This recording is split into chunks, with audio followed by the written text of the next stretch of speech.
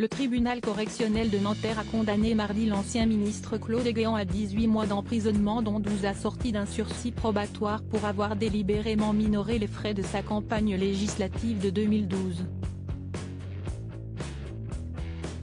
Pour la partie ferme de sa peine d'emprisonnement, 6 mois, le tribunal a demandé un aménagement sous la forme d'une détention à domicile sous surveillance électronique. Monsieur Guéant, qui était absent lors du délibéré, a également été condamné à une amende de 30 000 €. Son avocat, Me Philippe Boucher-Elgauzy, a fait appel du jugement dans la foulée. Monsieur Guéant a le sentiment de ne pas avoir été entendu par la justice pendant son procès en octobre, a-t-il réagi auprès de l'AFP. On ne connaît pas encore les motivations du jugement, évidemment, Guéant n'est pas d'accord avec cette condamnation, a poursuivi son avocat, assurant qu'il n'y avait pas eu d'escroquerie au compte de campagne. L'homme incontournable de la présidence de Nicolas Sarkozy, aujourd'hui âgé de 77 ans, était en 2012 candidat à la députation dans les Hauts-de-Seine.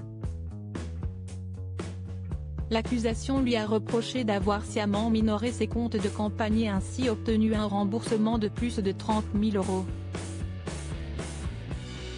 Monsieur Guéant a également été condamné à une interdiction d'exercer toute profession commerciale ou industrielle pendant une durée de 5 ans. Il doit en outre verser 30 529 € au titre du remboursement indu de ses frais de campagne à l'agent judiciaire de l'État, partie civile, a demandé la présidente. Un courrier aux électeurs de 4 pages est au cœur de cette affaire.